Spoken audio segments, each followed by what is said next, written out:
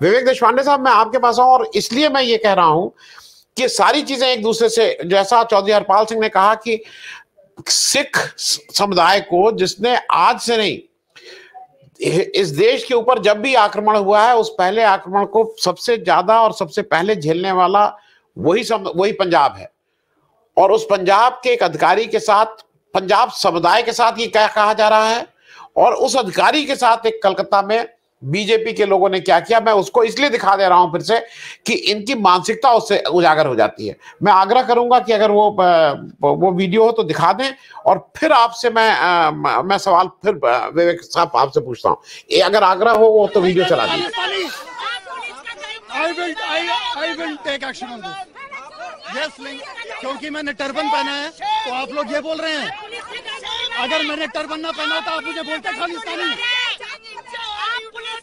मैंने पुलिस बोला, पुलिस को बोलिए। आप मेरे रिलीजन पर नहीं बोल सकते। आपके रिलीजन पर ही बोल रहा मैं, आप मेरे रिलीजन पर नहीं बोल सकते। क्यों बोला खालिस्तानी? उन्होंने बोला अभी वीडियो में नहीं, आपके रिलीजन पे कुछ बोला किसी ने? मेरे रिलीजन पे क्यों बोला?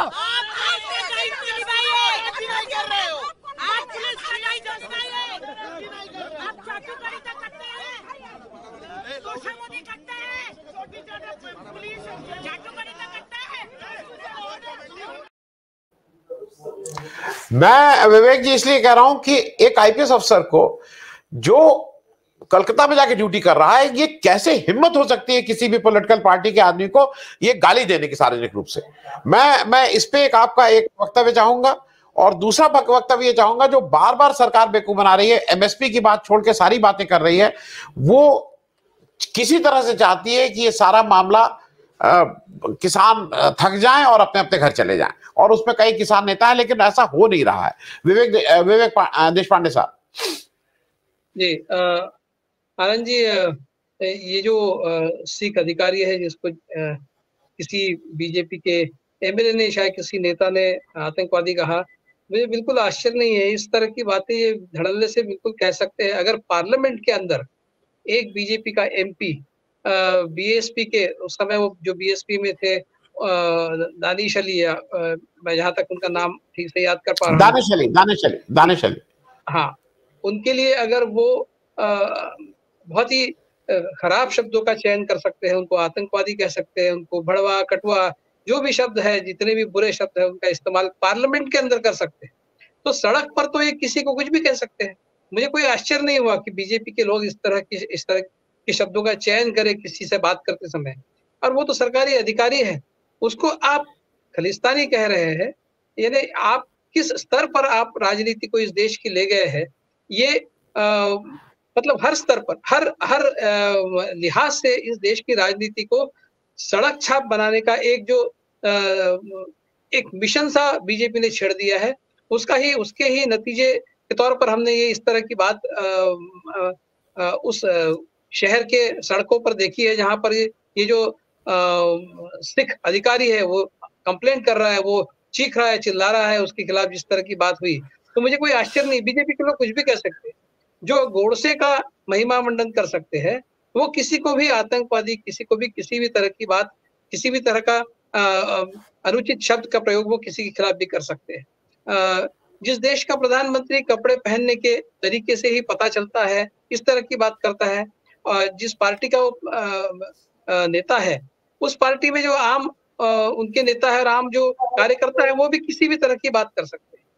यही प्रधानमंत्री जब किसी मुस्लिम देश में जाते हैं तो वहां कहते हैं कि ये मेरे भाई है। अरे भाई, वो भी तो कपड़े उसी तरह के पहन रहे हैं। जिस तरह के कपड़े पहनने से आप कहते हैं कि आदमी पहचान में आता है, उसी तरह के कपड़े वो पहनते हैं, उनको तो आप गले लगाते हैं, और अपने देश के जो मुसलमान हैं उनको प्रताड़ित करते हैं। ये है इनकी दोहरी नीति। ये न सिर्फ झूठ है बल्कि ये कायर भी है। वो कायर है इसीलिए हरियाणा पंजाब के बॉर्डर पे जिस तरह के इंतजाम उन्होंने किए हैं, जिस तरह की नाकाबंदी की है, किसी अपने दुश्मन राष्ट्र के लिए भी कोई ऐसी नाकाबंदी न करे। अगर हिम्मत है तो चाइना के खिलाफ आपने क्यों नहीं इस तरह की नाकाबंदी की? किस तरह से चाइना के जो सैनिक है वो हमारे देश में घुस सके हैं? तो अगर नाकाबंदी करनी ही है तो जो हमारे दुश्मन देश है उनके खिलाफ करिए। हमारे ही लोग, हमारे ही देश के नागरिक जो अपने हकों के लिए एक लड़ाई लड़ रहे हैं, जो उनकी मांगे हैं उसके बारे में आप डिबेट कर सकते हैं। क्या वो मांगे जायज है? क्या वो उनके खुद के पक्ष में है या नहीं है? क्या मिनिमम सपोर्ट प्राइस की गारंटी जो है वो क्या उचित मांग है? इस पर आप डिबेट कर सकते हैं। लेकिन उनको इस तरह से दुश्मन बनाकर इस तरह से उनको प्रताड़ित करना, ये किस तरह की राजनीति है? मतलब आप देखिए, कोई भी वो अपोजिशन की कोई भी पार्टी रहे, चाहे उनके खिलाफ बात करने वाला कोई आम नागरिक रहे, वो सबके खिलाफ एक ही रवैया वो उन्होंने अपनाया है और वो है अपनी सरकारी ताकत का गलत इस्तेमाल करना। तो ये इंडिविजुअल्स के खिलाफ भी करते हैं और जो इकट्ठा आकर कोई आंदोलन करते हैं, ऐसे आंदोलनकारियों पर भी इस तरह के अत्याचार करने में वो हिचकिचाते नहीं है। अपने ही देश के, अपने ही भाई बंधुओं पर इस तरह के अत्याचार करने में इनको आनंद मिलता है। यही अगर वो किसी दुश्मन देश के खिलाफ करके दिखाए तो हम मान भी जाएं, लेकिन इनकी फितरत ही ऐसी है, ये बिल्कुल इनसे एक्सपेक्ट किया जा सकता है। मैं दूसरा सवाल ये पूछ रहा था कि ये जो टोटल किसान आपके यहाँ आ रहे हैं, मैं उसको फिर से उसको कर दूं। एमएसपी का सारा झगड़ा है।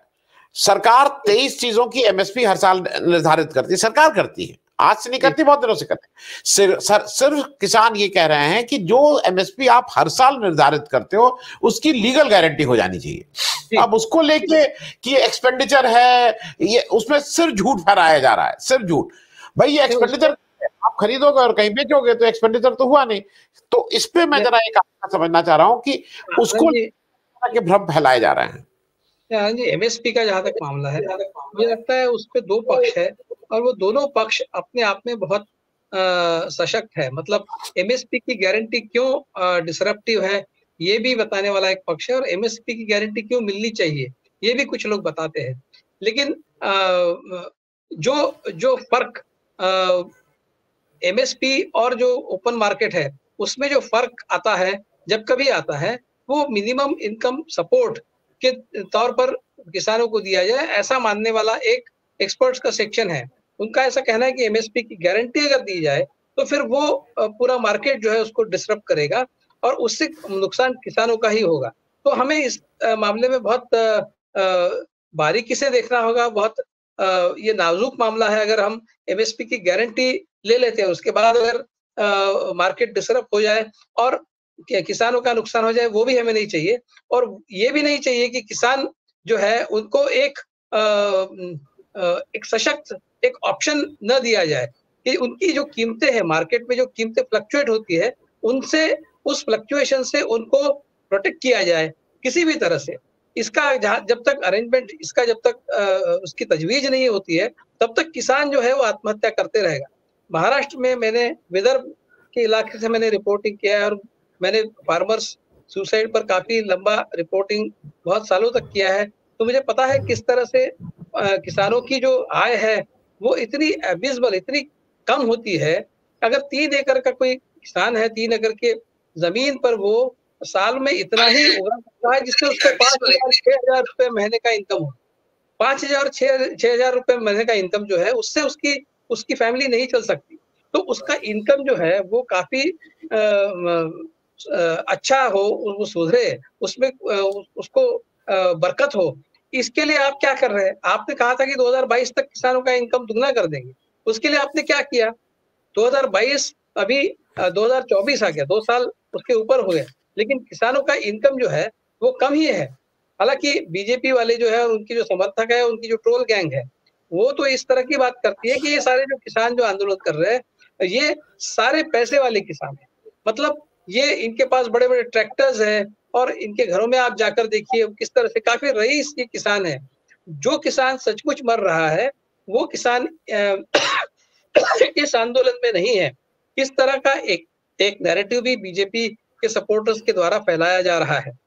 उसके पीछे मानसिकता ये है कि किसान कभी रईस हो ही नहीं सकता, और जो रईस होता है उसको किसान नहीं माना जाना चाहिए। मतलब किसान ने हमेशा गरीब ही रहना चाहिए।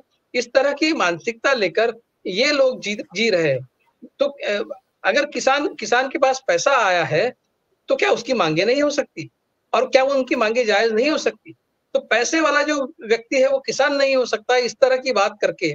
और सिख अगर किसान है तो वो कहीं ना कहीं से खालिस्तानी है, इस तरह का एक नैरेटिव फैलाकर ये लोग जिस तरह की एक गलत प्रचार इन किसानों के खिलाफ कर रहे हैं, ये इनको पिछले बार भी इस सबक इनको इससे मिला है, लेकिन उस सबक से कुछ सीखे नहीं है। इस बार भी मुझे लगता है कि ये जो किसान है ये इनको अच्छा सबक सिखाएंगे। और इस बार पिछली बार के बीच में फर्क ये है कि पिछले बार कोई इलेक्शन नहीं था, इस बार इलेक्शन है। अगर ये इनके साथ में इसी तरह से खिलवाड़ करते रहे तो मुझे लगता है कि इनको उसका खामियाजा चुनावों में भुगतना पड़ेगा। हालांकि ये अंदर ही अंदर से इनकी चर्चा ये है कि ये एक काउंटर पोलराइजेशन करेगा, जो सिख और जाट जो किसान है उसके खिलाफ बाकी जो लोग हैं उनका एक पोलराइजेशन होगा और वो बीजेपी को फायदा दिलाएगा। इस तरह का गणित कर रहे हैं। तो इसमें भी इनकी जो राजनीति है आप देखिए कितनी ओछी राजनीति करते हैं। हालांकि एमएसपी की गारंटी देना ये इतनी आसान बात नहीं है, मैं मानता हूं, लेकिन जिस तरह से आप कहर बरसा रहे हैं किसानों के ऊपर, जिस तरह से अत्याचार कर रहे हैं, आंसू गैस छोड़ रहे हैं और गोलियां चला रहे हैं, पेलेट गन्स चला रहे हैं, ये क्या बात है? एक तरफ आप बात कर रहे हैं, एक तरफ चर्चा कर रहे हैं और दूसरी तरफ उनको प्रताड़ित कर रहे हैं। तो ये जो है कैरेट और स्टिक वाला जो पॉलिसी है मोदी सरकार का, भाई मोदी जी तो हर रोज गारंटी की बात करते हैं, तो फिर अगर हिम्मत है तो ये गारंटी भी देकर दिखाइए। मोदी की गारंटी यहाँ क्यों नहीं काम करती? तो ये जो सरकार का जो रवैया है कुल मिलाकर, ये इन किसानों को दुश्मन मानकर उनके साथ में डील करने का जो रवैया है, ये मुझे लगता है इनको आने वाले समय में बहुत महंगा साबित होगा। लेकिन ये अपने मस्ती में है, ये अपनी ताकत की और सत्ता के मद में चूर है, इसलिए इनको दिखाई नहीं दे रहा है कि किस तरह से ये इनको मुश्किल में डाल सकता है आने वाले इलेक्शंस में। देखिए अभी ये जो आंदोलन है ये आगे बढ़ने वाला है।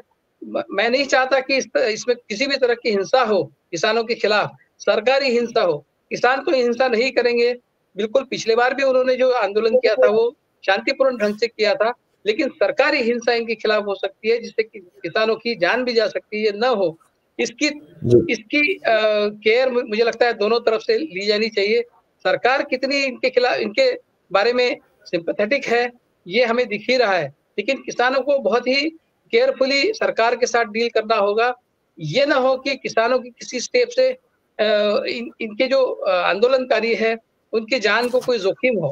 इसलिए मुझे लगता है कि किसानों ने भी बहुत केयरफुली आगे बढ़ना चाहिए और कहाँ तक अपनी लिमिट है वहां तक ही जाना चाहिए। बहुत ज्यादा इसको आगे बढ़ाकर किसी बड़े मुश्किल में या आम किसानों की जान चली जाए, इस तरह की बात ना हो। ये भी किसानों की जो नेता है इन्होंने इसकी भी केयर लेनी चाहिए मुझे लगता है। लेकिन सरकार की जहां तक बात है, आप बिल्कुल यकीन मानिए कि किसी भी हद तक जा सकते हैं।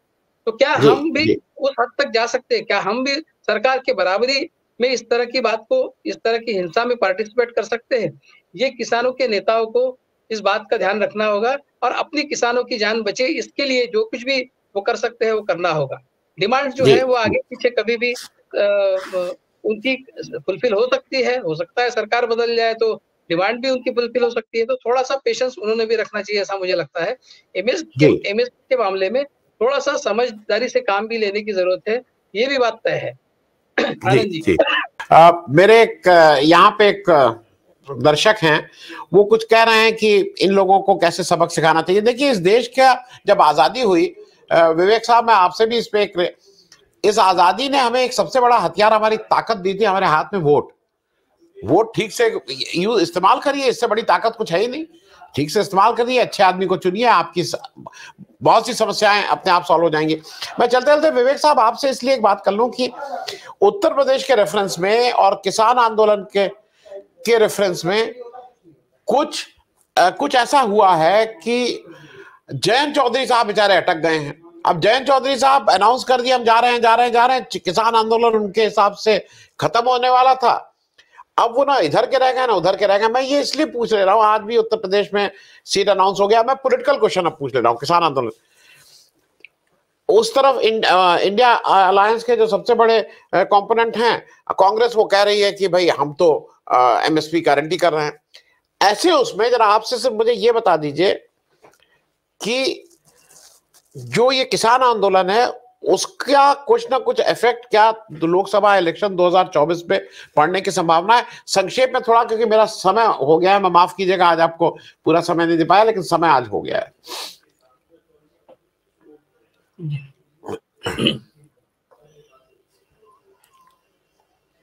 जी नहीं नहीं, ये सवाल बहुत मुश्किल है, इसका जवाब हमने ये देखा कि उसका बहुत ज्यादा असर ये उस समय चुनाव के नतीजों पर नहीं हुआ। उत्तर प्रदेश में चुनाव हुए, उत्तर प्रदेश में कोई नुकसान नहीं हुआ। लखीमपुर खीरी जैसे जगह पर ये चुनकर आए, तो ये हर ट्रिक को जानते हैं और क्या करना चाहिए जहां जिससे किसी भी तरह के आंदोलन का इफेक्ट जो है उसको नलीफाई किया जाए और उसको अपने पक्ष में कर लिया जाए। जैसे संतोष जी ने ठीक से बताया कि वो आपस में लड़वा कर काउंटर पोलराइजेशन, जैसे मैंने पहले चरण में भी कहा, काउंटर पोलराइजेशन करवा के ये जो किसानों का आंदोलन है इसके इफेक्ट को नलीफाई करना, ये जानते हैं, ये साम दाम दंडभेद वाले लोग हैं। ये किसी से भी सिंपथी जताकर, किसी से भी सिंपथी बनाकर वो किसी से बात नहीं करते। ये किसानों से वार्तालाप कर रहे थे दिल्ली में और पहले पंजाब में, तो उस समय ये पूरी तैयारी में बैठे थे कि जो किसान आंदोलन करेंगे उनके ऊपर हम लाठी बरसाएंगे, उनके ऊपर आंसू गैस छोड़ेंगे। ये सारी तैयारी एक तरफ चल रही थी। अगर आप किसानों से बात करना चाहते हैं, किसानों से बात कर रहे हैं, तो ऐसे में आप जो आंदोलनकारी किसान हैं उनके ऊपर दूसरी तरफ इस तरह से जो आतंक आपने एक बरसाया है वो किस तरह से एक्सप्लेन करेंगे? तो ये इनको किसी भी, न सिर्फ किसान, किसी से भी इनको कोई लेना देना नहीं है। आप देखिए संतोष जी ने ठीक कहा, ये एक सवाल हमेशा पूछा जाता है, ये बड़े बड़े कॉर्पोरेट हाउसेस है, बड़े बड़े इंडस्ट्रियलिस्ट है, उनके लाखों करोड़ों रुपए के आपने कर्जे जो है वेव ऑफ कर दिए, उसमें से बहुत लोग पैसा लेकर भाग भी गए हैं और उनको आज तक आपने वापस लाने में आपका फेल्यूर जो है वो सबको पता है। इतने सारे, उसमें से कई तो इनके भाई है, मतलब उनको भाई करके पुकारते थे हमारे प्रधानमंत्री, वो सारे चले गए, भाग गए, उनको आज तक उनका प्रत्यार्पण नहीं हुआ है। वो उसमें से एक भी व्यक्ति आज तक भारत में वापस नहीं लाया गया है और उसके लिए कोई कोशिश भी नहीं चल रही है। लोग इनके एक बड़े मंत्री, हमें नाम नहीं लूंगा, जो हमेशा ये कहते थे कि जो इंडस्ट्री चलाने वाले लोग होते हैं उनके बारे में हमने थोड़ा सा सिंपैथी से काम लेना चाहिए, क्योंकि वो अपना इन्वेस्टमेंट करते हैं और मार्केट की जो वेगरीज होती है उससे कई बार वो उनको फेल्यूर का सामना करना पड़ता है। तो हमने उनको विलिफाई नहीं करना चाहिए, इस तरह की वो बात करते हैं। अगर मार्केट के वेगरीज से वो फेल्योर उनको मिलता है तो क्या किसानों को नेचर के वेगरीज से फेल्योर नहीं मिलता? फिर उसके खिलाफ आप क्यों बात करते हैं? भाई किसानों को तो सिर्फ नेचर के वेगरीज से प्रॉब्लम नहीं है, किसानों को तो मार्केट के वेगरीज से भी तकलीफ होती है। प्याज के बारे में हमेशा जो होता है, दाम जो प्याज के कम ज्यादा होते हैं उससे प्याज के जो किसान हैं ज्यादातर जो महाराष्ट्र से आते हैं उनको बार बार आंदोलन करना पड़ता है। तो मार्केट फोर्सेस के जो प्रॉब्लम्स है, डिमांड सप्लाई की वजह से जो होने वाले प्रॉब्लम्स है, कीमतें जो कम ज्यादा होती है, तो मार्केट के वेगरीज से भी किसानों को प्रॉब्लम है और नेचर के वेगरीज से भी किसानों को प्रॉब्लम है। इंडस्ट्रियलिस्ट को सिर्फ मार्केट वेगरीज से प्रॉब्लम है, उनको नेचर के वेगरीज से कोई प्रॉब्लम नहीं होता। तो ज्यादा रिस्क पर कौन है? किसान है। तो फिर आप किसानों के बारे में इस तरह का रवैया क्यों अख्तियार करते हैं? ये जो दोहरी नीति है, जो बड़े बड़े पैसे वाले इंडस्ट्रियलिस्ट लोग हैं उनके साथ में कंधे से कंधा मिलाकर, क्योंकि उनसे पैसा आता है। इलेक्ट्रल बॉन्ड्स क्या है, आप उनके नाम क्यों नहीं डिक्लेयर करते? क्योंकि उनके साथ में आपकी साठगांठ है, उनके साथ में आपका अलायंस है, उनसे आप पैसा लेते, उनके नाम आप डिक्लेयर नहीं करना चाहते, आप उनको बचाना चाहते हैं और किसानों को मारना चाहते हैं। तो एमएसपी का, जैसे मैंने कहा, एमएसपी का मामला बहुत पेचीदा है। क्या एमएसपी की गारंटी सरकार ने देनी चाहिए? क्या उससे किसानों का दूरगामी परिणाम उसका किसानों के फायदे में वो तब्दील हो सकता है? ये डिबेटेबल है। कई एक्सपर्ट्स जो जेन्युइन एक्सपर्ट्स हैं उनका ये मानना है कि एमएसपी की गारंटी, जो लीगल गारंटी जो है, वो मार्केट को डिस्टर्ब करेगी और अंततः वो किसान को ही हिट करेगी, ऐसा उनका मानना है। लेकिन इसके ऊपर काफी चर्चा होनी चाहिए। ये किसानों को समझाने की जरूरत है कि भाई आपको एमएसपी का एक तगड़ा ऑल्टरनेटिव दिया जाएगा, जिससे आपका जो नुकसान होता है उसको उसकी भरपाई हो सकती है। किसानों के नुकसान की भरपाई होनी ही चाहिए। आप चाहे एमएसपी दे, चाहे मिनिमम इनकम सपोर्ट दे, किसी भी तरह से आप उनको कन्विंस करिए।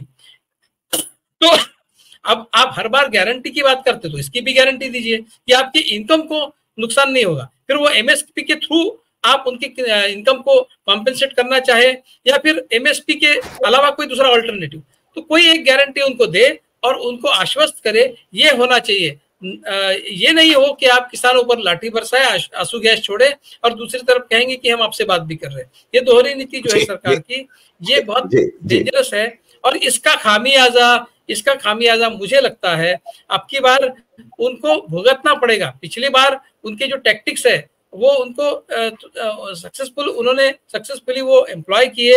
इस बार हर बार एक ही जो टैक्टिक है वो हर बार सक्सेसफुल नहीं हो सकती। इस बार उनको शायद इसका खामियाजा भुगतना पड़ सकता है। सिर्फ भगवंत मान के बारे में आपने सवाल किया था हमारे साथी से, मैं एक बात कह दूं कि आप देखिए भगवंत मान जो है वो इसलिए इसमें रोल अदा कर रहे हैं कि उनके स्टेट में उनके खिलाफ कई लोग एजिटेशन छेड़ रखा है कई लोगों ने। तो वो अलग अलग मुझे एग्जैक्टली अभी याद नहीं कि कौन से सेक्शंस ने उनके खिलाफ एजिटेशन चालू किया है। उन एजिटेशन से उनका ध्यान हटे और ये पूरा जो मामला है वो किसान एजिटेशन पे फोकस हो, ये शायद उनका एक मकसद है, ऐसा भी माना जाता है। आनंद जी। जी जी।